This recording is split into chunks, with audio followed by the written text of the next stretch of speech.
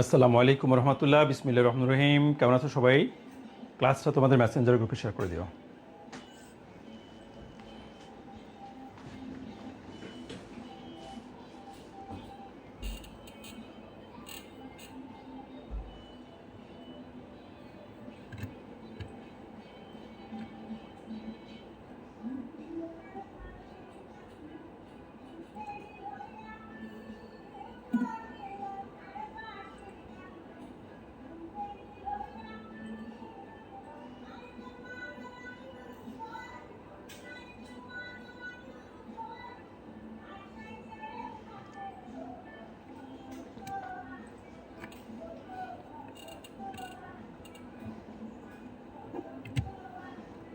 Facebook কি করে তোমাদের লাইভে ঢুকতে পারি, নিজের লাইভে ঢুকতে পারি না, চিন্তা করো। তোমরা শেয়ার করে দাও, আমি লাইভে ঢুকতে পারছি না।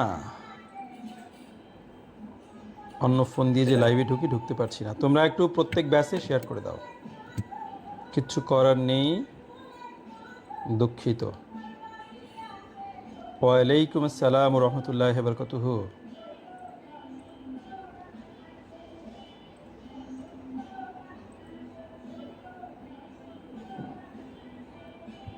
ওয়ালাইকুম আসসালাম। আলহামদুলিল্লাহ স্যার, ভালো আছি।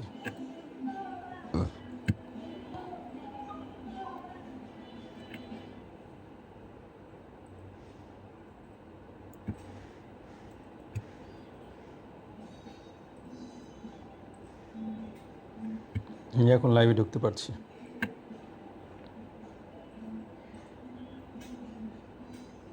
টাইটানিয়াম।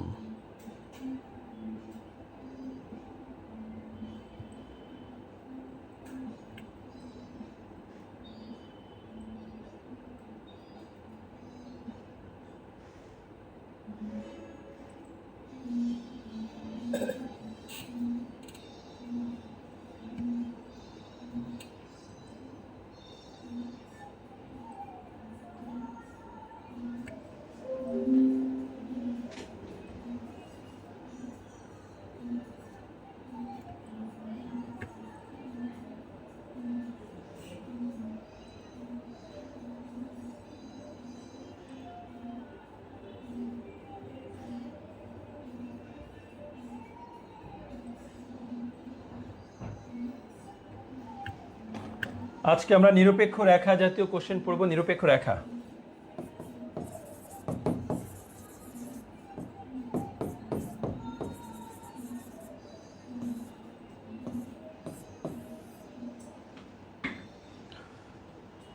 নিরপেক্ষ রেখা শুরু করলাম। নিরপেক্ষ রেখা মোটামুটি অনেক কিছু আছে নিরপেক্ষ রেখার মধ্যে।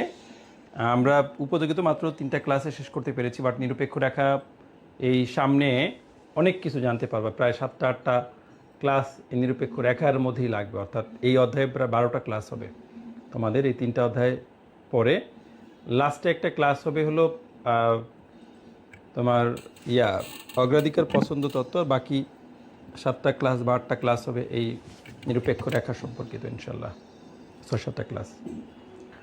ওকে, নিরপেক্ষ রেখা কাকে বলে একটু ভালো করে শুনবা। যে রেখার প্রত্যেকটি বিন্দুতে ভোক্তার 2টি দ্রব্য ভোগের ক্ষেত্রে মোট উপযোগের পরিমাণ স্থির ও সমান থাকে তাকে বলা হয় নিরপেক্ষ রেখা। তাহলে কি বললাম? যে রেখার প্রত্যেকটি বিন্দুতে ভোক্তার এক্স ও ওয়াই 2টি দ্রব্য ভোগের ক্ষেত্রে মোট উপযোগের পরিমাণ স্থির ও সমান থাকে তাকে বলা হয় নিরপেক্ষ রেখা। অর্থাৎ নিরপেক্ষ রেখা হলো এমন একটি সঞ্চার পথ যার প্রত্যেকটি বিন্দুতে ভোক্তার মোট উপযোগের পরিমাণ স্থির ও সমান থাকে এবং দ্রব্যের সংমিশ্রণগুলো ভিন্ন ভিন্ন হয়। ওকে,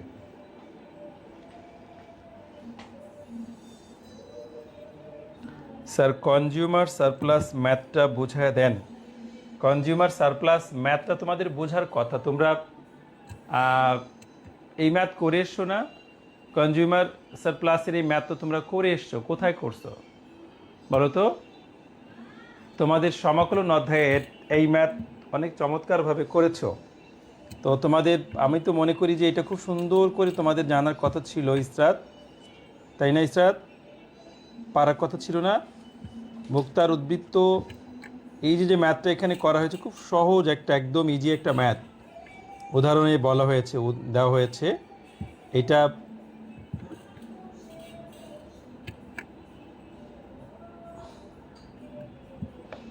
করবা, ওই যে ক্লাস ভুলে গেছো ওইটা ওয়েবসাইটে আছে, ওই ক্লাস দেখে আবার করবা, তারপরে আমাকে না পারলে আবার বলবা, ঠিক আছে? এটা তোমার জন্য বাড়ির কাজ থাকলো।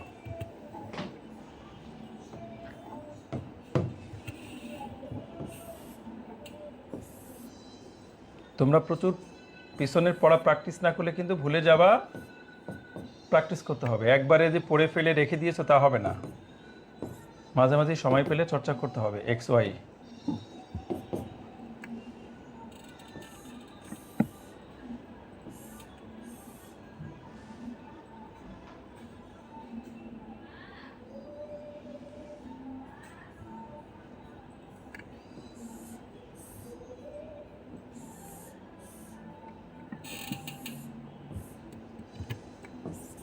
এ B C D E, y1 y2 y3 y4 y5 x1 x2 x3 x4 x5। চারটা দিলে হবে, পাঁচটা দিলে হবে, সমস্যা নেই, যেভাবে দিবা সেভাবে ব্যাখ্যা করবা।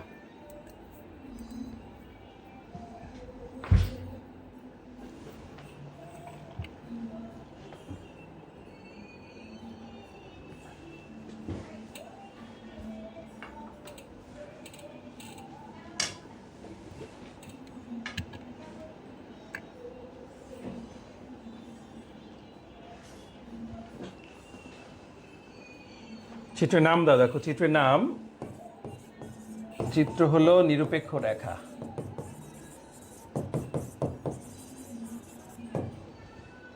চিত্রে ভূমি অক্ষে এক্স দ্রব্য ভোগের পরিমাণ, লম্ব অক্ষে ওয়াই দ্রব্য ভোগের পরিমাণকে নির্দেশ করা হয়েছে। আবার বলছি, চিত্রে ভূমি অক্ষে এক্স দ্রব্য ভোগের পরিমাণ, লম্ব অক্ষে ওয়াই দ্রব্য ভোগের পরিমাণকে নির্দেশ করা হয়েছে। চিত্রে এক্স দ্রব্য ভোগের পরিমাণ যখন ও এক্স ওয়ান, ওয়াই দ্রব্য ভোগের পরিমাণ তখন ও ওয়াই ওয়ান, যা এ বিন্দু দ্বারা দেখানো হয়েছে। এক্স দ্রব্য ভোগের পরিমাণ বৃদ্ধি করে ও এক্স ওয়ান থেকে ও এক্স টু করা হলে ওয়াই দ্রব্য ভোগের পরিমাণ হ্রাস পেয়ে ও ওয়াই ওয়ান থেকে ও ওয়াই টু হয়। চিত্রে যা বি বিন্দু দ্বারা দেখানো হয়েছে। এভাবে এক্স দ্রব্য ভোগের পরিমাণ বৃদ্ধি পেয়ে যথাক্রমে x three x four x five হলে ওয়াই দ্রব্য ভোগের পরিমাণ হ্রাস পেয়ে যথাক্রমে ওয়াই দ্রব্যের সংমিশ্রণ সূচক এ বি সি ডি ই বিন্দুগুলো যোগ করে যে আইসি রেখা অঙ্কন করা হয়েছে সেটি হলো নিরপেক্ষ রেখা বা ইনডিফারেন্স কার্ভ।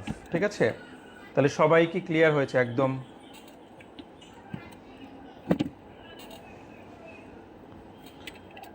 ভোক্তার আচরণ এই অধ্যায়টা শেষ করতে 11 থেকে 12টা ক্লাস লাগবে মোট। হ্যাঁ, 12টা ক্লাস লাগার সম্ভাবনাই বেশি। যদি আমরা খুব সুন্দর করে নিখুঁতভাবে ডিপলি করতে চাই তাহলে হয়তো 12টা ক্লাস লাগবে।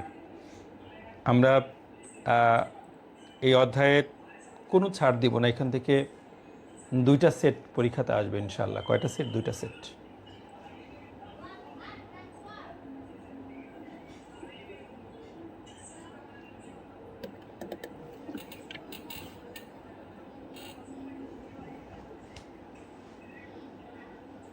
ওকে, তাহলে নিরপেক্ষ রেখা কাকে বলে আমরা সেটা জানলাম। এবার শোনো, সাম্প্রতিক সময়ে কিছু কোশ্চেন আসা দিছে এরকম যে নিরপেক্ষ রেখার বৈশিষ্ট্যগুলো, আমি এখন তোমাদের পড়াবো নিরপেক্ষ রেখার বৈশিষ্ট্যগুলো আলোচনা করো, বাট এই বৈশিষ্ট্যগুলো কি কি, এই কোশ্চেন আসার চান্স কম যে নিরপেক্ষ রেখার বৈশিষ্ট্যগুলো আলোচনা করো, এইটা এখন কম আসে। কোনটা আসে? দেখা গেলো যে নিরপেক্ষ রেখার বৈশিষ্ট্যগুলো আছে অনেকগুলো, এখানে 8টা-10টা বৈশিষ্ট্য আছে, তার মধ্যে যে কোনো একটা বা 2টা বৈশিষ্ট্য উল্লেখ করে দেয়, উল্লেখ করে দিয়ে বলে যে ব্যাখ্যা করো। যেমন তোমরা ইতিমধ্যে দেখেছো এর আগে, ফার্স্ট ইয়ারে কিন্তু এটা আসে, আবার সেকেন্ড ইয়ারে তো অবশ্যই আসে। কি আসে? যেমন আসতে পারে যে দুটি নিরপেক্ষ রেখা একটি অপরটিকে স্পর্শ বা ছেদ করে না, ব্যাখ্যা করো। আসে না এরকম? আসে। তার মানে যে কোনো একটা বৈশিষ্ট্য দিয়ে একটা আলাদা কোশ্চেন আসতে পারে, তো আমাদের সেইভাবে করে পড়তে হবে।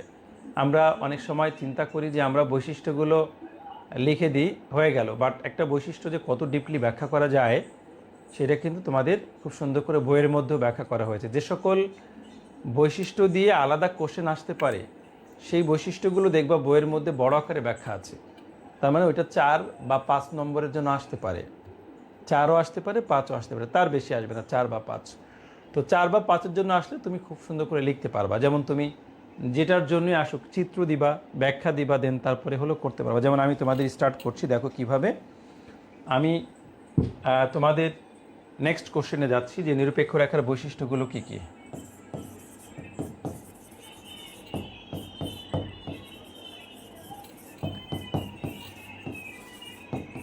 নিরপেক্ষ রেখার বৈশিষ্ট্যগুলো কী কী?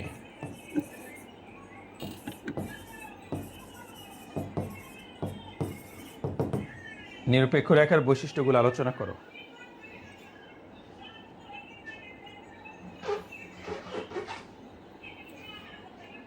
আয় প্রভাব, হ্যাঁ আয় প্রভাব যাবো সামনে, হয়তো 2-1 ক্লাস পরেই যাবো। তোমাদের পরীক্ষা কয় তারিখে আমাকে বলো।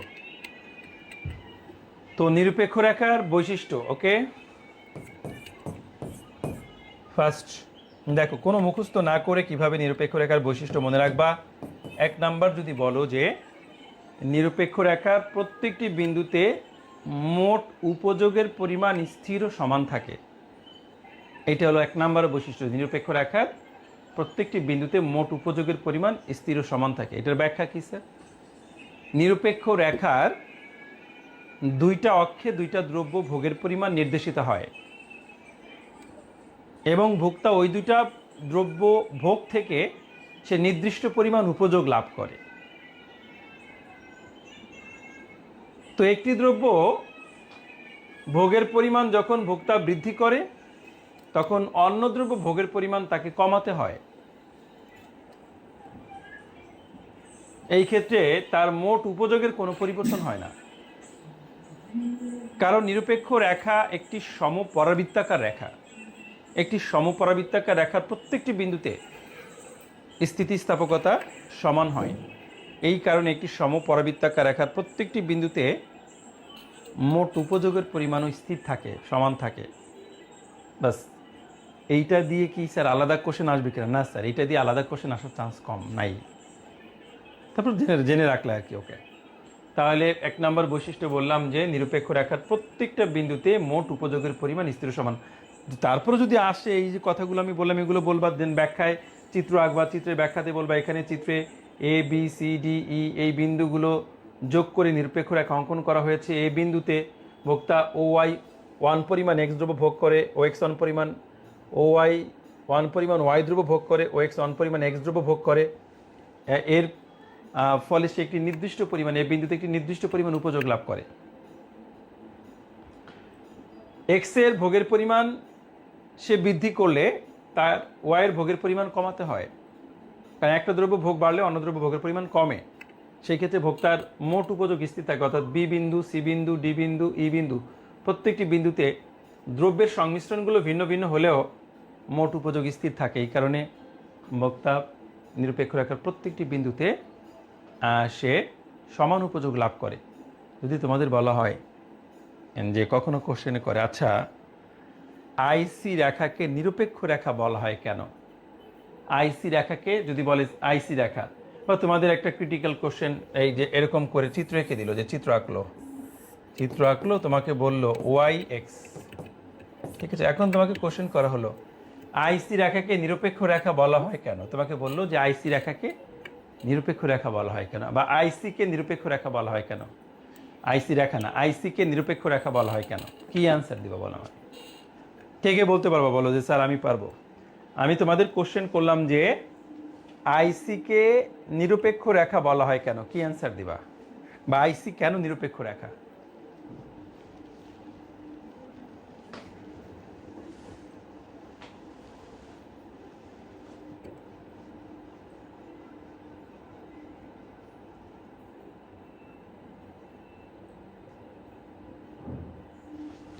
সাজেশন ধরেছি সেকেন্ড ইয়ার, তোমাদের সাজেশন ধরেছি আমি, তোমাদের সাথে কমিটমেন্টে আছি।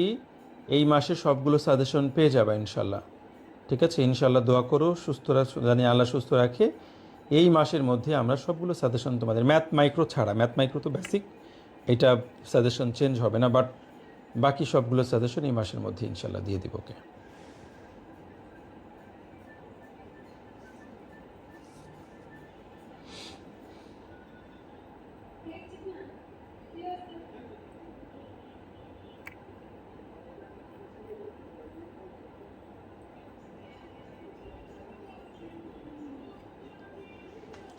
না না না, বৈশিষ্ট্যগুলো দিলে হবে না। আইসি রেখা কেন নিরপেক্ষ রেখা, এটা তোমাদের কোশ্চেন করলাম যে আইসিকে কেন নিরপেক্ষ রেখা বলা হয়, কি কারণে আইসিকে কেন নিরপেক্ষ রেখা বলা হয়, এটার কারণ কি বলো।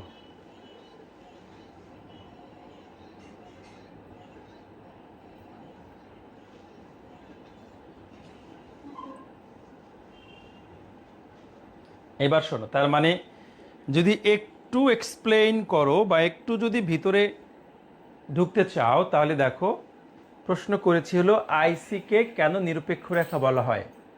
তার মানে এটা এমন একটা রেখা যে সাধারণত পক্ষপাত করে না, যে সাধারণত কারো দিকে ঝুঁকে থাকে না, যার ভিতরে একটা নিঝুঁকি অবস্থা আছে। অর্থাৎ একজন ভোক্তা দুইটা দ্রব্য এক্স ওয়াই ভোগ করলে, ভোক্তা যখন দুইটা দ্রব্য ভোগ করে এক্স ওয়াই, তো কোনো ভোক্তার হয়তো এক্স বেশি প্রয়োজন হয়, কারো হয়তো ওয়াই বেশি প্রয়োজন হয়, তাই না বলো। কোনো ভোক্তার হয়তো এক্স বেশি লাগে, কারো ওয়াই বেশি লাগে, কেউ এক্স বেশি পছন্দ করে, কেউ ওয়াই বেশি পছন্দ করে। তো কেউ এক্স ভোগ বেশি করে, কেউ আবার কম করে, আবার কেউ ওয়াই বেশি ভোগ করে, কেউ আবার কম করে, এরকম। তো এই যে এক্স এবং ওয়াইয়ের মধ্যে ভোক্তার যে একটা পছন্দনীয়তা আছে, সেখানে কেউ এক্স আর ওয়াইয়ের কম বা বেশি ভোগ করতে পারে, বাট ভোক্তা এক্স আর ওয়াইয়ের যতটুকুই বা যে সংমিশ্রণই ব্যবহার করুক না কেন, তার মোট উপযোগের কোনো পরিবর্তন হবে না। এই রেখার প্রত্যেকটা বিন্দুতে মোট উপযোগ স্থির থাকবে। যেহেতু প্রত্যেকটি বিন্দুতে মোট উপযোগের পরিমাণ স্থির থাকে, সেহেতু প্রত্যেক ভোক্তা ওই বিন্দুগুলোতে প্রত্যেকটা বিন্দুতে নিরপেক্ষ থাকে। কারণ যেহেতু কোনো বিন্দু তাকে আলাদা করে সুযোগ দিচ্ছে না, কোনো বিন্দুতে সে অতিরিক্ত উপযোগ পাচ্ছে না, প্রত্যেকটা বিন্দুতে উপযোগের পরিমাণ সমান। যেহেতু প্রত্যেকটা বিন্দুতে উপযোগ সমান থাকছে, এই কারণে ভোক্তা প্রত্যেকটি বিন্দুতে নিরপেক্ষ থাকে, কোনো বিন্দুর দিকে আলাদা কোনো অবস্থান নেয় না বা ঝোঁকে না, প্রত্যেকটা বিন্দুতে সে নিরপেক্ষ থাকে। এই কারণে এই রেখাকে নিরপেক্ষ রেখা বলা হয়। আশা করি আমার কথা বুঝতে পেরেছো। ওকে,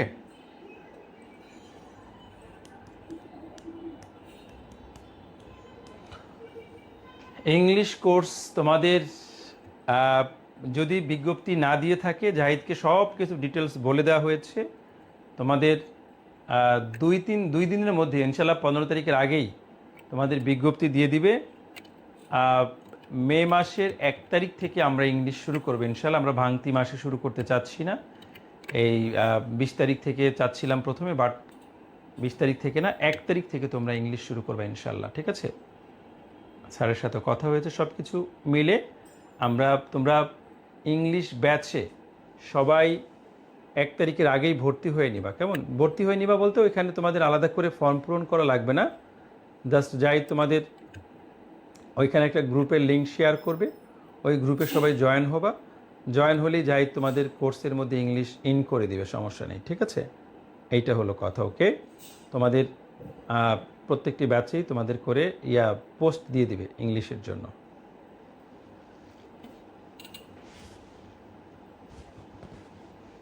তাহলে আমরা বুঝতে পারলাম যে নিরপেক্ষ আইসি রেখা কেন নিরপেক্ষ রেখা। দেখো 2 নাম্বার বৈশিষ্ট্য, 1 নাম্বার বৈশিষ্ট্য আমি বলেছিলাম, 2 নাম্বার বৈশিষ্ট্যে আসি। দেখো 2 নাম্বার বৈশিষ্ট্য হলো যে নিরপেক্ষ রেখার 2টা অক্ষে 2টি দ্রব্য ভোগের পরিমাণ নির্দেশিত হয়।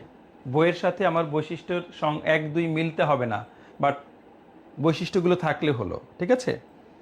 দেখো তাহলে আমি বললাম যে নিরপেক্ষ রেখার 2টা অক্ষে 2টি দ্রব্য ভোগের পরিমাণ নির্দেশ করা হয়। অর্থাৎ নিরপেক্ষ রেখার ভূমি অক্ষে এক্স দ্রব্য ভোগের পরিমাণ, লম্ব অক্ষে ওয়াই দ্রব্য ভোগের পরিমাণ নির্দেশ করা হয়।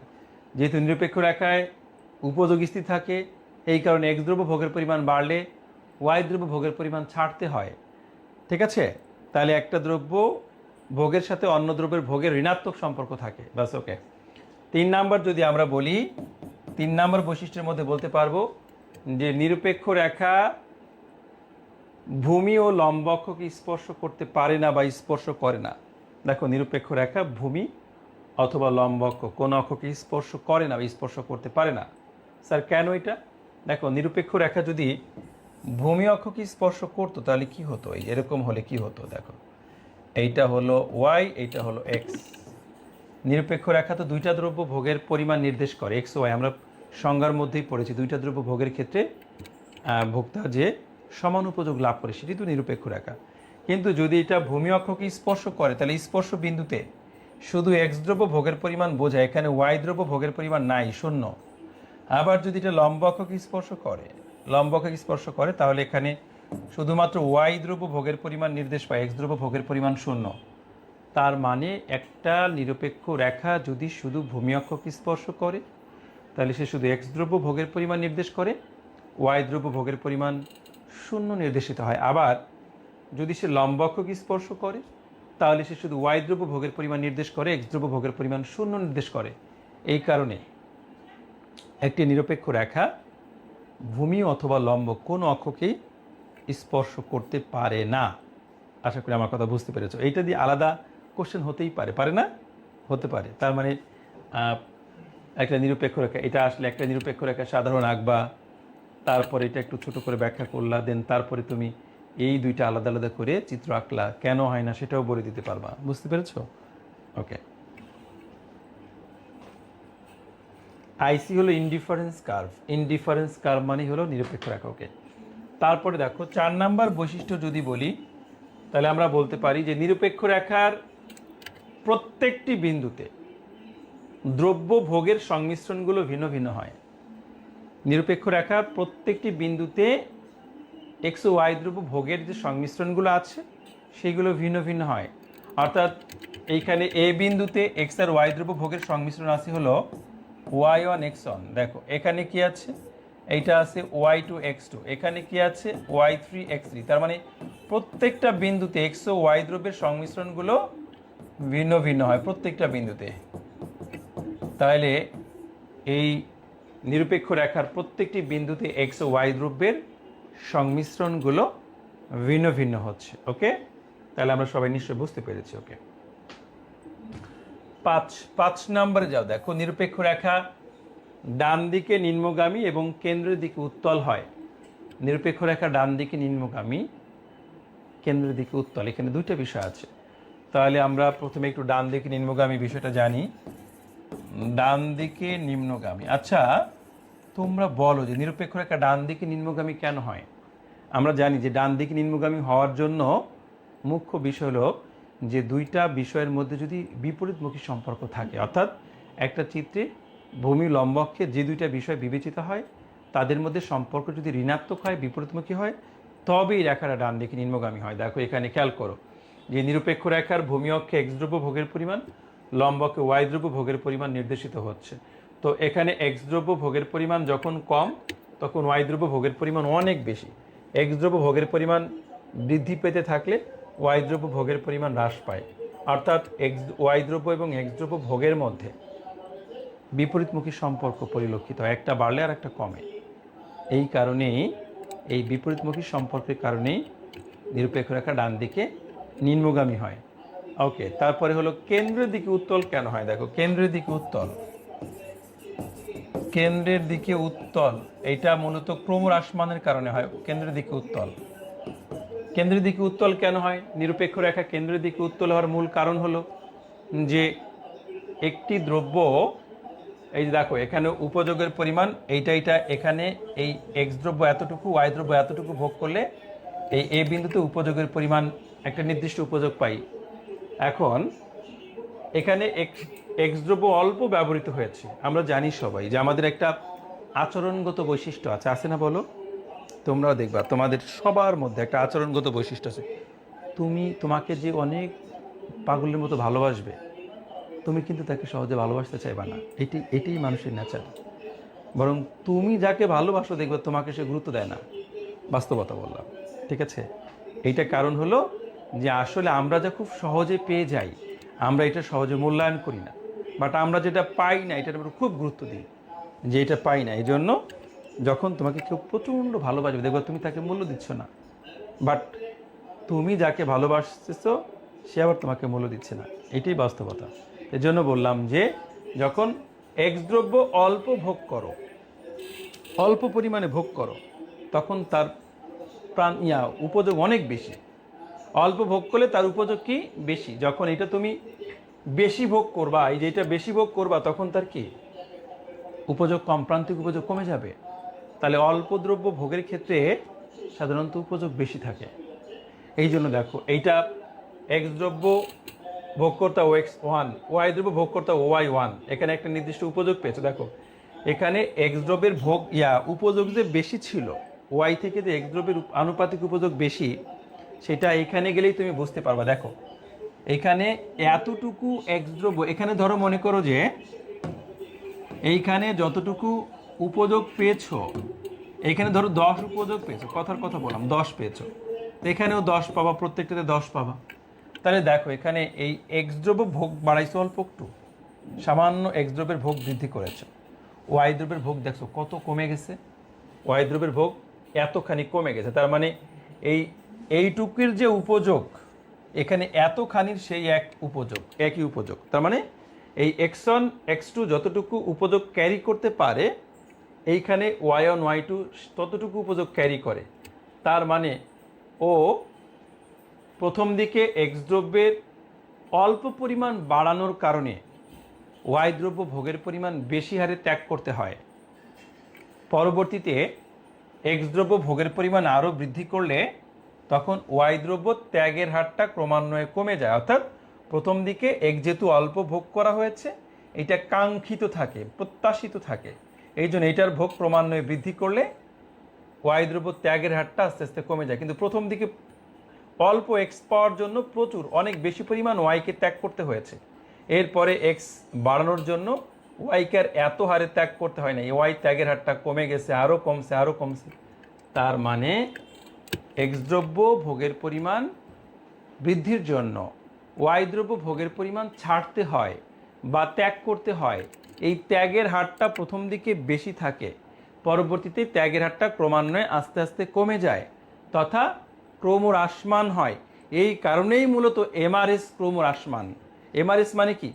এক্স দ্রব্য ভোগের পরিবর্তনের ফলে ওয়াইয়ের যে পরিবর্তন, এটাই তো এমআরএস। এমআরএস মানে del Y by del X, অর্থাৎ এক্সের পরিবর্তনের ফলে ওয়াইয়ের যে পরিবর্তন, সেটাই হলো এমআরএস। তাহলে এমআরএস কি হয়? ক্রমহ্রাসমান হয়। এমআরএস ক্রমহ্রাসমান হয় বলেই নিরপেক্ষ রেখা কেন্দ্রের দিকে উত্তল হয়। অর্থাৎ এক্স দ্রব্যের অতিরিক্ত একক ভোগের ক্ষেত্রে ভোগ করার জন্য ওয়াই দ্রব্য যে ত্যাগ করা হয়, এই ত্যাগের হারটা প্রথম দিকে বেশি থাকে, পরবর্তীতে আস্তে আস্তে কমে যায় তথা ক্রমহ্রাসমান হয়, অর্থাৎ এমআরএস ক্রমহ্রাসমান হয়। এই কারণেই মূলত নিরপেক্ষ রেখা কেন্দ্রের দিকে উত্তল হয়।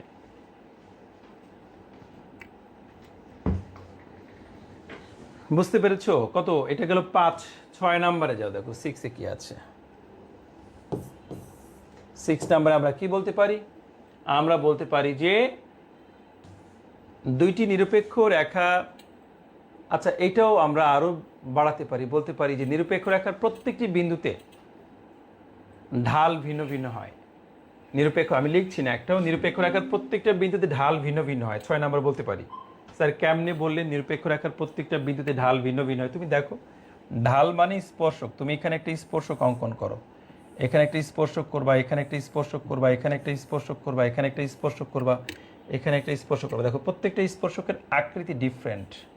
এইটা খাড়া, যে যত খাড়া তার ঢাল তত বেশি। এটা খাড়া, এটা আর একটু কম খাড়া, এটা আরও কম খাড়া, এটা আরও কম খাড়া, এটা আরও কম খাড়া। অর্থাৎ নিরপেক্ষ রেখার যতগুলো বিন্দু এখানে পাওয়া গিয়েছে, প্রত্যেকটা বিন্দুতে স্পর্শক অঙ্কন করলে লক্ষ্য করা যায় যে স্পর্শকের আকৃতি এখানে ক্রমান্বয়ে কম ঢাল নির্দেশ করছে। অর্থাৎ প্রথমটা বেশি খাড়া ছিল, এরপরে এই স্পর্শকটা আস্তে আস্তে আস্তে আস্তে কম ঢাল সম্পন্ন হয়েছে, কারণ যে যত খাড়া তার ঢাল তত বেশি। এই কারণে একটা নিরপেক্ষ রেখার প্রত্যেকটি বিন্দুতে স্পর্শক যেহেতু ভিন্ন ভিন্ন হচ্ছে, স্পর্শকের আকৃতি ভিন্ন ভিন্ন হচ্ছে, ঢাল কমে যাচ্ছে, ক্রমান্বয়ে ঢাল কমছে, এই কারণে বলা হয় যে একটা নিরপেক্ষ রেখার প্রত্যেকটি বিন্দুতে ঢাল ভিন্ন ভিন্ন হয়। আবার বলতে পারো, নেক্সট 7 নম্বরে বলতে পারো যে নিরপেক্ষ রেখার প্রত্যেকটি বিন্দুতে স্থিতিস্থাপকতা একের বা স্থিতিস্থাপকতা সমান হয়। তো নিরপেক্ষ রেখার প্রত্যেকটা বিন্দুতে আসলে স্থিতিস্থাপকতা সমান হয় কেন? কারণ ঢালের সাথে স্থিতিস্থাপকতার বিপরীতমুখী সম্পর্ক বিদ্যমান। ঢাল যদি বাড়ে বা ঢাল যদি কমে, অর্থাৎ ঢাল যদি পরিবর্তন হয়, তাহলে স্থিতিস্থাপকতা স্থির। আর ঢাল যদি স্থির থাকে তাহলে স্থিতিস্থাপকতা পরিবর্তনশীল। অর্থাৎ ঢালের সাথে স্থিতিস্থাপকতার বিপরীতমুখী সম্পর্ক বিদ্যমান। কোনো রেখার ঢাল যদি ভিন্ন ভিন্ন হয় তাহলে ওই রেখার স্থিতিস্থাপকতা সমান হবে, স্থির হবে। এই জন্য নিরপেক্ষ রেখার যেহেতু প্রত্যেকটা বিন্দুতে ঢাল ভিন্ন ভিন্ন হয়, এই কারণে তার স্থিতিস্থাপকতা স্থির হবে, সমান হবে। ব্যাস, ওকে। তারপরে 8 নম্বরে যাও। দেখো 8 নম্বরে আমরা বলতে পারি যে নিরপেক্ষ রেখা, একটা নিরপেক্ষ রেখায় যদি একাধিক রেখা অবস্থান করে অথবা দুইটি নিরপেক্ষ রেখা পাশাপাশি অবস্থান করলে নিচের নিরপেক্ষ রেখা থেকে উপরের নিরপেক্ষ রেখায় বেশি উপযোগ নির্দেশ পাবে। তাহলে আমরা যদি একাধিক নিরপেক্ষ রেখা একই চিত্র উপস্থাপন করি তথা দেখাই, দেখো দুইটা নিরপেক্ষ রেখা ধরো এখানে আছে, এই একটা, দুইটা আছে, একটা হলো IC1, একটা IC2। তো এটা হলো ওয়াই, এটা হলো এক্স, বাঁকা হয়েছে, সোজা দিবা, সমস্যা নেই। তাহলে এইটা IC1 IC2, তাহলে দুইটি নিরপেক্ষ রেখা একই চিত্র অবস্থান করলে নিচের নিরপেক্ষ রেখা থেকে উপরের নিরপেক্ষ রেখায় বেশি পরিমাণ উপযোগ নির্দেশ করবে। অর্থাৎ দুইটি নিরপেক্ষ রেখার মধ্যে নিচের নিরপেক্ষ রেখা থেকে উপরের নিরপেক্ষ রেখায় বেশি উপযোগ নির্দেশ পাবে, অথবা নিচেরটাতে বেশি উপযোগ নির্দেশ পাবে। বাস, ওকে। তাহলে আমরা করে ফেললাম। এবার 9 নম্বরে যাও।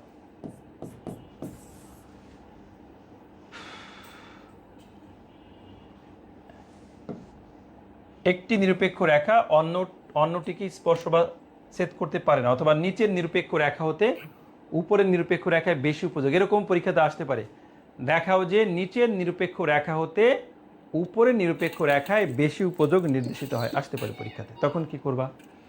যে সাধারণত একটি নিরপেক্ষ রেখার প্রত্যেকটি বিন্দুতে মোট উপযোগের পরিমাণ স্থির ও সমান থাকে।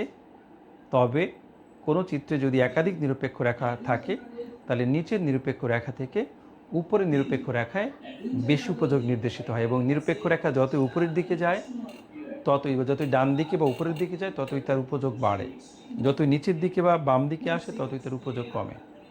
এই জন্য দুইটি নিরপেক্ষ রেখা পাশাপাশি অবস্থান করলে নিচেরটা থেকে উপরেরটায় বেশি উপযোগ নির্দেশিত হয়।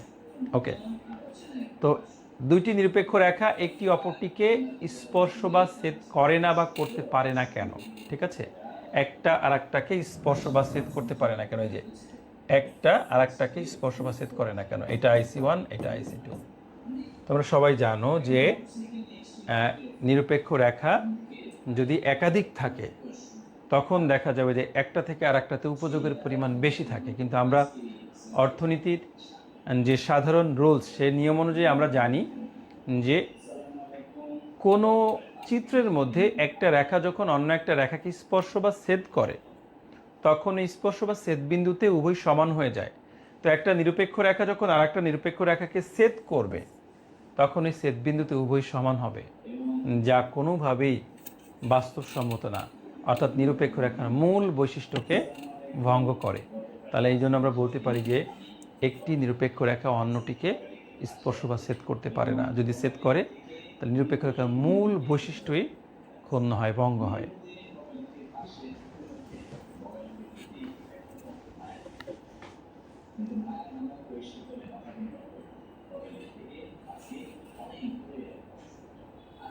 স্যার ইংলিশ ক্লাসেও গ্রুপের ছাড়া ইংলিশ ক্লাস আমরা আমাদেরই মূলত এইটা একাডেমিরই কোর্স, বাট বাইরের কেউ এখানে ভর্তি হতে চাইলে ভর্তি হতে পারবে। ইংলিশ ক্লাস আমাদের এই গ্রুপে হবে না, ঠিক আছে? ইংলিশ ক্লাসের জন্য ইংলিশের আলাদা গ্রুপ হবে, ইংলিশ কোর্সের জন্য ইংলিশের আলাদা গ্রুপ করে দিবে, ঠিক আছে? জাহিদ আলাদা গ্রুপ করে দিবে। ইংলিশটা বাইরের কোনো স্টুডেন্টও চাইলে করতে পারবে, নো প্রবলেম।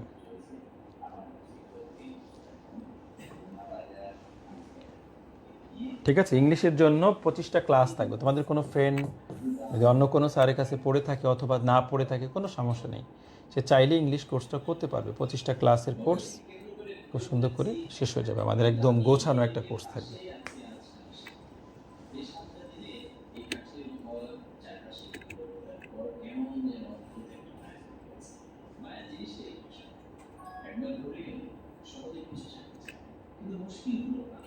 কয়টা বৈশিষ্ট্য দিবা? বৈশিষ্ট্য দিবা কয়টা আছে আমাদের বইয়ে? কয়টা আছে?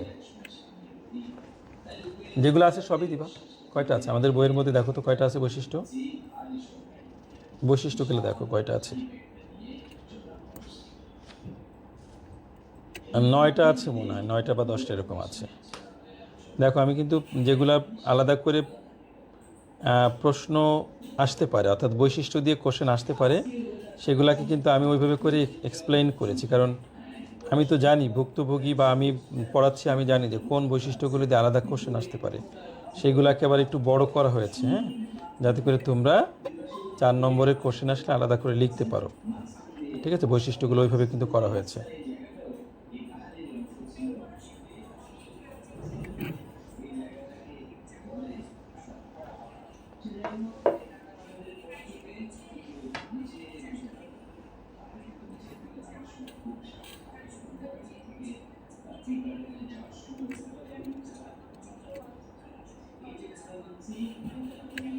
আচ্ছা, পেমেন্টের বিষয়ে তোমরা জাহিদের সাথে কথা বলবে, হ্যাঁ। আমি পেমেন্টের বিষয়ে তোমাদের সাথে কথা বলতে লজ্জা বোধ করি। তোমরা পেমেন্টের বিষয়ে জাহিদের সাথে কথা, যে কোনো সমস্যা নিয়ে পেজে অথবা জাহিদের সাথে কথা বলবো, ঠিক আছে? ওকে।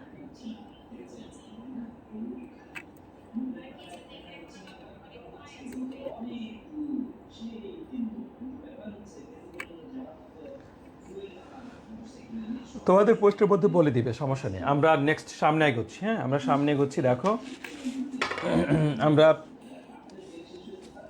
সময় নষ্ট না করি। দুটি দ্রব্য ভোগের ক্ষেত্রে ভোক্তার পছন্দ ক্রম একটি টেবিলের সাহায্যে উপস্থাপন করো। দুইটি দ্রব্য ভোগের ক্ষেত্রে ভোক্তার পছন্দ ক্রম একটি টেবিলের সাহায্যে উপস্থাপন করো। প্রশ্ন,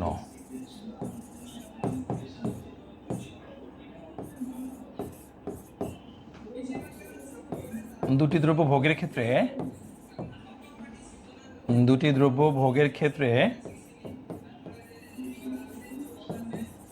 ভোক্তার পছন্দ ক্রম, দুটি দ্রব্য ভোগের ক্ষেত্রে ভোক্তার পছন্দ ক্রম একটি টেবিলের সাহায্যে উপস্থাপন করো। একটি টেবিলের সাহায্যে উপস্থাপন করো। দুটি দ্রব্য ভোগের ক্ষেত্রে ভোক্তার পছন্দ ক্রম একটি টেবিলের সাহায্যে উপস্থাপন করো।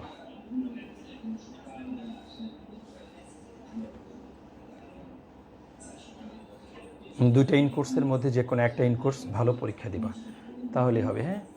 আর কেউ যদি তোমাদের পার্সোনাল কোনো বিষয়ে জানার থাকে, আমাকে দিনের বেলায় ফোন দিবা, হ্যাঁ, দিনের বেলা মেসেঞ্জারে ফোন দিবা, সমস্যা নেই, ওকে। তাহলে দুটি দ্রব্য ভোগের ক্ষেত্রে ভোক্তার পছন্দক্রম একটি টেবিলের সাহায্যে উপস্থাপন করো। তাহলে আমরা দুইটা দ্রব্য ভোগের ক্ষেত্রে খেয়াল করবো একটু, দুইটি দ্রব্য ভোগের ক্ষেত্রে ভোক্তার পছন্দক্রম একটি টেবিলের সাহায্যে আমাদেরকে উপস্থাপন করতে। ভোক্তা আমরা জানি যে ভোক্তা এক্স ও ওয়াই দুইটা দ্রব্য ভোগ করে, বা Q1 Q2 দুইটা দ্রব্য ভোগ করে, যে কোনো দুইটা দ্রব্য ভোগ করে। সেই দুইটা দ্রব্য ভোগের ক্ষেত্রে আমরা তার যে একটা পছন্দ ক্রম থাকে, সেটা আমরা একটা টেবিলের সাহায্যে উপস্থাপন করবো। দেখো বইয়ের মধ্যে খুব সুন্দর করে উপস্থাপন করা আছে, শুধু আমি টেবিলটা বোঝাই দিব তোমাদের। দেখো টেবিলে এখানে দেখো কয়টা কলাম আছে। টেবিলে দেখো এখানে 5টা বা 6টা, 5টা কলাম আছে। দেখো 5টা কলাম দাও, 1টা 2টা 3টা 4টা 5টা, ঠিক আছে। তাহলে এখানে আছে হলো সংমিশ্রণ হলো A B C D। এখানে X দ্রব্য আছে, Y দ্রব্য আছে, X দ্রব্য Y দ্রব্য। তারপরে হলো আছে এখানে উপযোগ আর হলো পছন্দক্রম।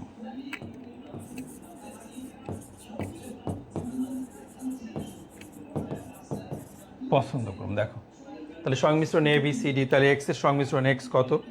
তুমি এক্স দ্রব্য দেখো ভোগ করলা হলো 1 একক, ওয়াই দ্রব্য ভোগ করলা 10 একক। এক্স দ্রব্য কম, ওয়াই দ্রব্য অনেক বেশি ভোগ করেছে, এটি তো স্বাভাবিক, আমরা জানি, চিত্রেও তাই দেখেছি। এক্স দ্রব্য অনেক অল্প, তাহলে এখানে 3 6 10, এখানে 3, এখানে 6, এখানে 10, এখানেও দেখো এখানে 6 4 3 এরকম ধরো আছে, ঠিক আছে। এইখানে যখন তুমি এক্স দ্রব্য 1 একক ভোগ করেছো, ওয়াই 10 একক ভোগ করেছো, এক্স দ্রব্য ভোগের পরিমাণ দেখো বাড়ছে, ওয়াই দ্রব্য ভোগের পরিমাণ কমছে। দেখো এক্স দ্রব্য ভোগের পরিমাণ মাত্র 2 একক বাড়ছে, ওয়াই দেখো 4 একক কমছে, বুঝতে পেরেছো? যে অল্প পরিমাণ বাড়ানোর জন্য বেশি পরিমাণ কমে।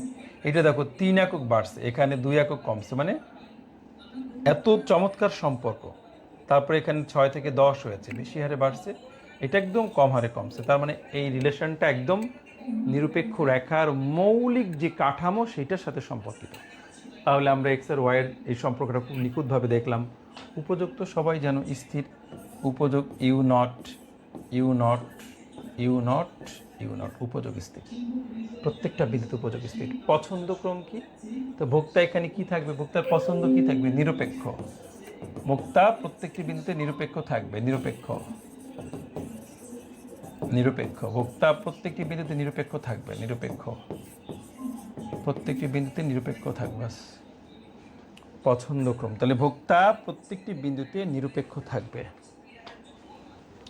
সংমিশ্রণ A B C D, X 1 3 6 10, Y 10 6 4 3, উপযোগ U naught U naught U naught U naught. Okay, পছন্দক্রম হলো নিরপেক্ষ নিরপেক্ষ নিরপেক্ষ নিরপেক্ষ, বাস। ওকে,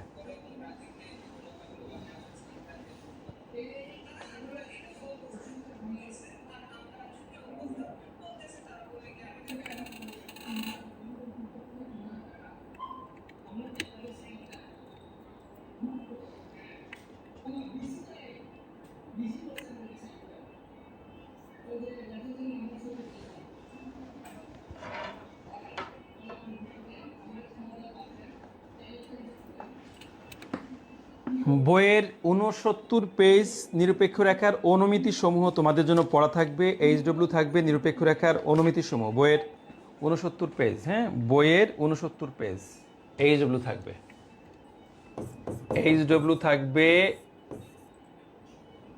69 পেজ।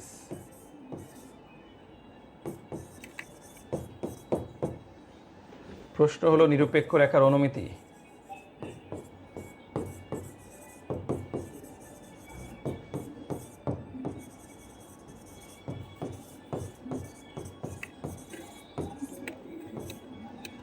তাহলে প্রশ্ন হলো নিরপেক্ষ রেখার অনুমিতি, 69 পেজ। প্রশ্ন হলো নিরপেক্ষ রেখার অনুমিতি, এইচডব্লিউ থাকবে, হ্যাঁ, এটা এইচডব্লিউ থাকলো। ওকে, আমরা নিরপেক্ষ রেখার বৈশিষ্ট্যগুলো তোমাদের খুব সুন্দর করে আমি পড়িয়েছি। আমরা একটু যাব নিরপেক্ষ মানচিত্রে, হ্যাঁ, নিরপেক্ষ মানচিত্র তোমাদের আগস্টে হওয়ার সম্ভাবনা আছে। গুড, তাহলে নিরপেক্ষ রেখার অনুমিতিগুলো পড়ে ফেলবা। এবার সামনে আসো, নিরপেক্ষ মানচিত্র কি?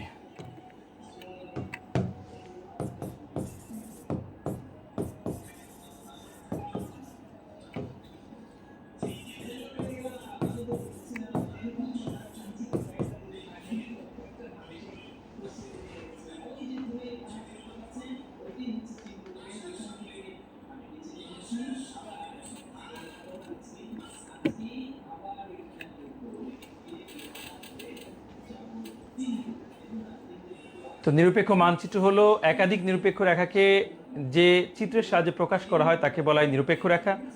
কোনো কোনো জায়গাতে আছে যে 2-এর অধিক রেখাকে একই চিত্র উপস্থাপন করলে তাকে বলা হয় নিরপেক্ষ রেখা। যাও, এটা নিয়ে বিভিন্ন মতভেদ আছে, যাও আমরা এটা নিয়ে তর্কে যাব না, বাট দুইটাই ঠিক আছে যে একাধিক নিরপেক্ষ রেখাকে যদি একই চিত্র উপস্থাপন করা হয়, সহজ কথা, একটা নিরপেক্ষ রেখা হবে না, একাধিক নিরপেক্ষ রেখাকে কোনো চিত্র উপস্থাপন করলে সেটিকে বলা হবে নিরপেক্ষ মানচিত্র। ওকে, তো নিরপেক্ষ মানচিত্র আমরা যখন আঁকবো, আমরা অথবা আমরা এটাও বলতে পারি যে অনেকগুলো নিরপেক্ষ রেখাকে যে চিত্রের সাহায্যে উপস্থাপন করে তাকে বলে নিরপেক্ষ মানচিত্র।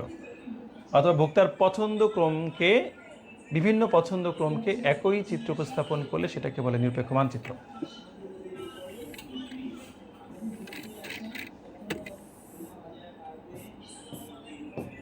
IC1, IC2, IC3, ওয়াই, এটা হলো এক্স। চিত্রের নাম কি?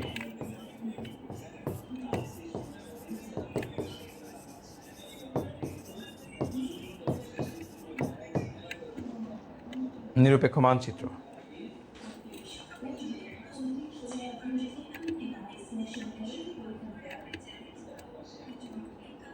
আগস্টের প্রথম দিকেই শুরু হতে পারে।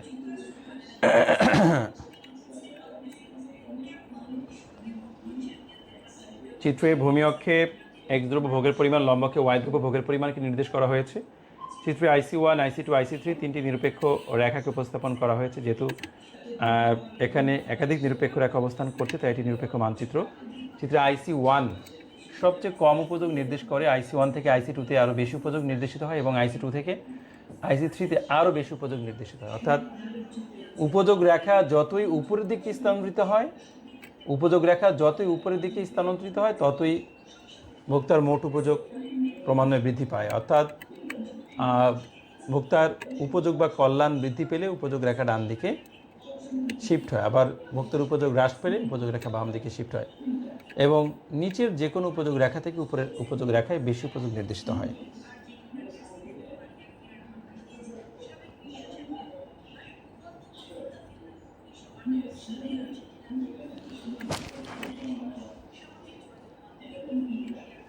আগস্টের মাঝামাঝি তো হতে পারে, হ্যাঁ, আগস্টের মাঝামাঝি চান্স আছে আর কি, আগস্টের মাঝামাঝিতে ইনশাল্লাহ। দেখা যাক, বাকিটা আল্লাহ পাকের ইচ্ছা।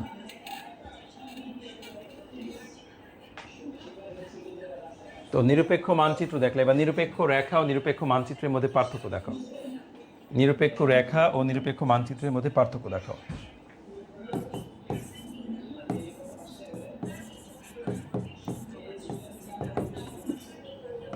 নিরপেক্ষ রেখা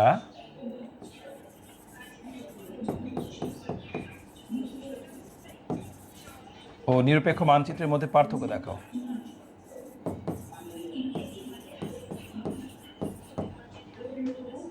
নিরপেক্ষ মানচিত্রের মধ্যে পার্থক্য দেখাও।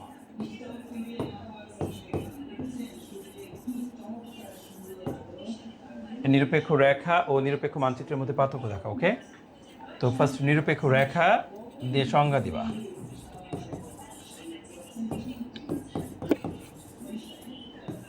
সংজ্ঞা পারো, সংজ্ঞা প্লাস চিত্র পারো, হ্যাঁ, সংজ্ঞা প্লাস চিত্র, চিত্রটা দিবা। নিরপেক্ষ মানচিত্র,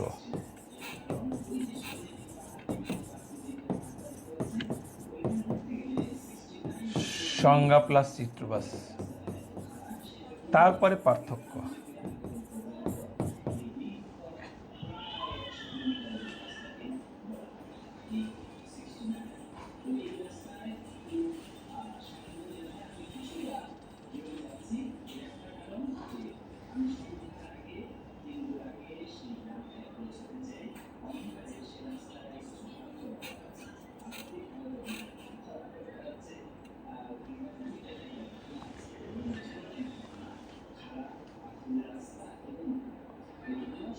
টাইটেনিয়াম ব্যাচ তোমাদের ক্লাসের সংখ্যা বেড়ে যাবে, হ্যাঁ, টাইটেনিয়াম ব্যাচের মে থেকে তোমাদের ক্লাসের সংখ্যা বেড়ে যাবে। মে এবং জুন, টাইটেনিয়াম ব্যাচের মে জুনে ডাবল ক্লাস হয়ে যাবে, মনে রাখবে, হ্যাঁ, মে এবং জুনে তোমাদের ডাবল ক্লাস হয়ে যাবে। টাইটেনিয়াম ব্যাচের তোমাদের মেতে এবং জুনে তোমরা ডাবল ক্লাস পেয়ে যাবা, ডাবল ক্লাস বুঝো তো?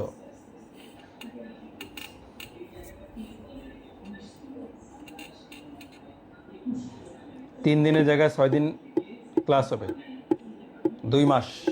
এটা হলো টাইটেনিয়াম ব্যাচের জন্য, নাহলে তোমাদের শেষ হবে না।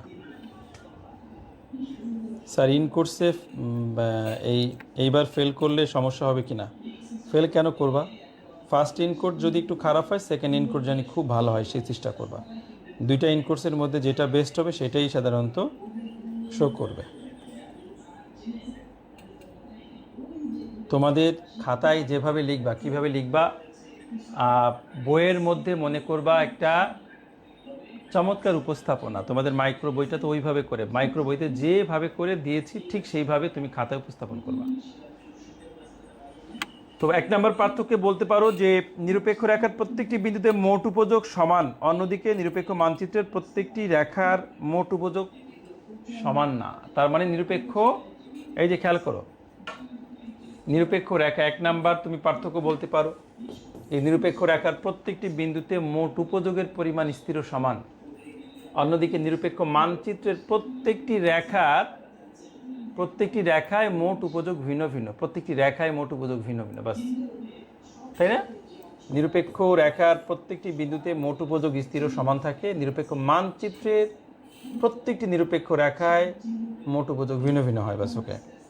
তারপরে বলতে পারো যে নিরপেক্ষ রেখার ক্ষেত্রে একটি মাত্র রেখা বিবেচিত হয়, নিরপেক্ষ রেখার ক্ষেত্রে একটা মাত্র নিরপেক্ষ রেখা বিবেচিত হয়, অন্যদিকে নিরপেক্ষ মানচিত্রের ক্ষেত্রে একাধিক নিরপেক্ষ রেখা বিবেচিত হয়, ঠিক আছে। তারপরে 3 নাম্বার বলতে পারো যে নিরপেক্ষ রেখা দ্বারা পরিপূর্ণভাবে পর্যায়গত উপযোগকে প্রকাশ করা যায় না, অর্থাৎ একটা নিরপেক্ষ রেখা দিয়ে পর্যায়গত উপযোগকে সঠিকভাবে পরিমাপ করা যায় না, অন্যদিকে নিরপেক্ষ মানচিত্র দ্বারা পর্যায়গত উপযোগকে সঠিকভাবে পরিমাপ করা যায়।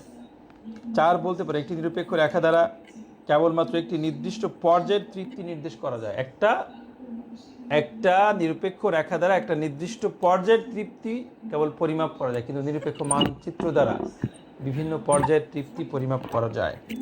এইভাবে করে ডট ডট ডট দেখবা বইয়ের মধ্যে অনেকগুলো আছে, অনেকগুলো বৈশিষ্ট্য আছে, পার্থক্য আছে, 4টা অথবা 5টা আছে, দিয়ে দিবা।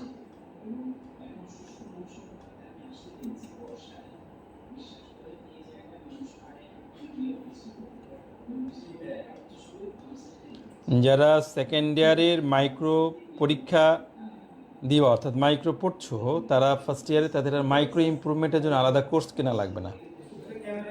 যারা সেকেন্ড ইয়ারে মাইক্রো পড়ছো তারা ফার্স্ট ইয়ারের ইমপ্রুভমেন্টের জন্য তোমাদের আলাদা মাইক্রো কোর্স কিনতে হবে না, কোর্স করতে হবে না, ঠিক আছে। সেকেন্ড ইয়ারের মাইক্রোটা ভালো করে পড়বা, সাথে চাহিদা যোগান, স্থিতিস্থাপকতা পড়বা, হয়ে যাবে।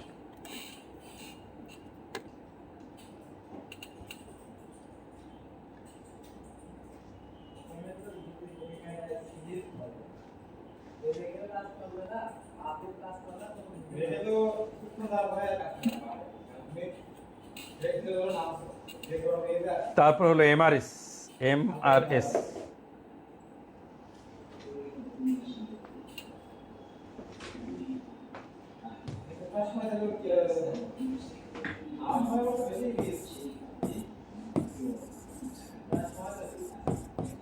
এমআরএস কি,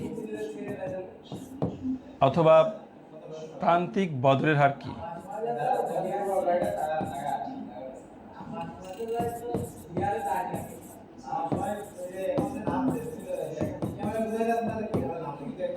প্রান্তিক পরিবর্তনের হার কি বা প্রান্তিক বদলের হার কি? প্রান্তিক বদলের হার।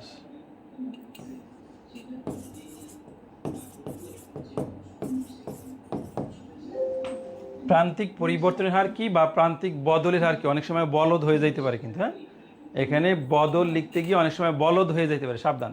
প্রান্তিক বলদের হার কি, এটা কিন্তু জানি না হয়। তাহলে কি আছে এমআরএস কি?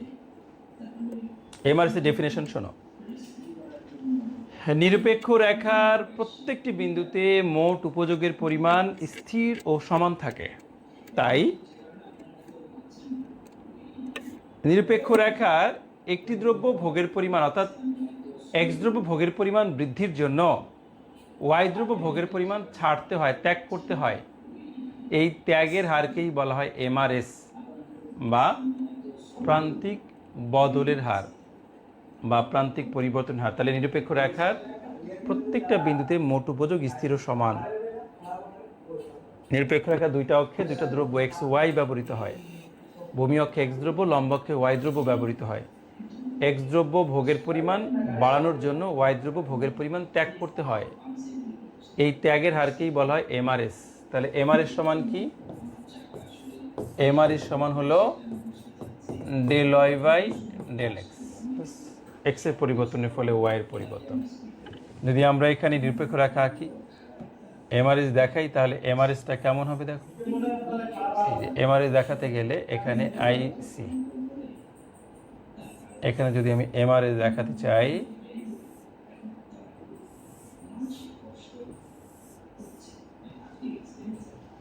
ই বিন্দু, এ বিন্দু, জি বিন্দু, এইচ বিন্দু, y1 y2 y3 y4 x1 x2 x3 x4, তাহলে এখানে এমআরএস, তো এই বিন্দুতে তো এমআরএস হয় না, এফ বিন্দু থেকে এমআরএস হয়, এফ বিন্দু থেকে, এফ বিন্দু থেকে এমআরএস হয়, এফ বিন্দু থেকে এমআরএস কত হয় দেখো, এফ বিন্দুতে এমআরএস, এফ বিন্দুতে এমআরএস, এমআরএস সমান হলো del Y by del X. এই বিন্দুতে কিন্তু এমআরএস হয় না, এই বিন্দু হলো প্রাথমিক বিন্দু, del Y by del X, del Y by del কত হবে দেখো তো, এখানে এফ বিন্দুতে ওয়াই1 ওয়াই2 ভাগ হলো x1 x2, যেমন এখানে হবে ওয়াই1 ওয়াই2 ভাগ হলো x1 x2। তারপরে দেখো জি বিন্দুতে এমআরএস কত হবে, del Y by del X, একইভাবে কত হবে ওয়াই2 ওয়াই3 ভাগ হলো x2 x3। ঠিক এইচ বিন্দুতে কত হবে MRS, MRS del Y by del X, del Y by del X কত হবে, এটা হবে হলো y3 y4 ভাগ হলো x3 x4। এখানে আমরা কি পাই, আমরা এখানে পাই যে এখানে y1 y2 ভাগ হলো x1 x2 greater than y2 y3 ভাগ হলো x2 x3 greater than y3 y4 ভাগ হলো x3 x4। স্যার কেন বললেন এইটা, স্যার কেন হয় যে আপনি বলছেন এইটা বড়, প্রথমটা বড়, এটা বড়, তারপরে এইটা ছোট, এইটা আরও ছোট। স্যার কেন বলছেন, কারণ তোমরা নিজেরাই বুঝতে পারবা যে প্রথম আমি একটা বড় মানকে অর্থাৎ y1 y2কে একটা বড় মানকে ছোট মান দিয়ে ভাগ করছি, এইটা হলো ভাজ্য। ভাজ্য হলো যাকে ভাগ করা হয়, যা দিয়ে ভাগ করা হয় সেটা হলো ভাজক। তাহলে ভাজকের মানটা ছোট, ভাজ্যর মানটা বড়, অর্থাৎ যাকে ভাগ করছি সে হলো ভাজকের চেয়ে বড়, তার মানে এই মানটা একের চেয়ে বেশি, অর্থাৎ এইটার মান একের চেয়ে বেশি, গ্রেটার দেন 1, অর্থাৎ ভাজ্য বড় ভাজক ছোট, তার ভাগফল একের চেয়ে বেশি। এইখানে এই ভাজ্য আর হলো ভাজক সমান হয়, অর্থাৎ এইটা সমান, তাহলে এখানে সাধারণত 1 হয়। আর এর পরে গিয়ে দেখো এইটা ভাজ্য ছোট, ভাজ্য যাকে ভাগ করি ভাজ্য ছোট, আর এখানে কি ভাজক হলো অনেক বড়, তাহলে এই y3 y4কে যদি x3 x4 দিয়ে ভাগ করো তাহলে ভাগফলটা কি অনেক ছোট হবে, এটা লেস দেন 1-এর চেয়ে কম, তোমার লেস দেন 1, 0 না, লেস দেন 1, তার মানে 1-এর চেয়ে ছোট হবে, এটা 1-এর চেয়ে বড়, এটা 1-এর সমান, এটা 1-এর চেয়ে ছোট। তার মানে আমরা বলতে পারি যে এত গ্রেটার দেন এত, গ্রেটার দেন এত, তার মানে এর থেকে এইটা ছোট, তার থেকে আরও ছোট, অর্থাৎ এমআরএসটা আস্তে আস্তে কমে যাচ্ছে। এমআরএস যেহেতু আস্তে আস্তে কমে যায়, এই কমার মূল কারণ হলো এই মানটা, এই y1 y2 বড়, তারপরে এইটা তার থেকে আরও ছোট, এইটা তার থেকে আরও ছোট, ঠিক আছে, বাট এইটা ছোট, এইটা বড়, এইটা বড়, অর্থাৎ ভাজক বাড়ছে আর ভাজ্য কমছে, তার মানে ডেফিনেটলি ভাগফল অবশ্যই কমতে বাধ্য হবে, কারণ ভাজক যদি বাড়ে ভাজ্য যদি কমে ভাগফল কমতে বাধ্য। এই জন্যই এমআরএস ক্রমান্বয়ে আস্তে আস্তে কমে যায়, ক্রমহ্রাসপনায়। আজকে পর্যন্তই থাকলো, ভালো থাকবা, আল্লাহ হাফিজ, আসসালামু আলাইকুম। পড়াশোনা করতে হবে, ক্লিয়ার পড়াশোনা করতে হবে, কোনো মুখস্থ বিদ্যা না, বেসিক।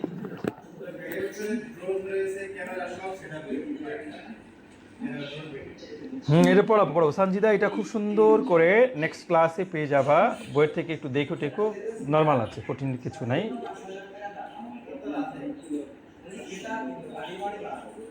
হ্যাঁ এইটি তোমরা যেটা বলছো না যে প্রান্তিক বিকল্পন হার বা দুটি পণ্যের প্রান্তিক উপযোগের অনুপাতের সমান, এই যেটি, সরি এই যেটি, এই 76 পেজে দেখছো না, এইটাই অ্যান্সার, এইটা এই যে এটা প্রান্তিক। আমি মানে নেক্সট ক্লাস এটা করাই দিব, ঠিক আছে, যে এমআরএস দুটি দ্রব্যের প্রান্তিক উপযোগের পরিবর্তনের সমান, ঠিক আছে। ওকে,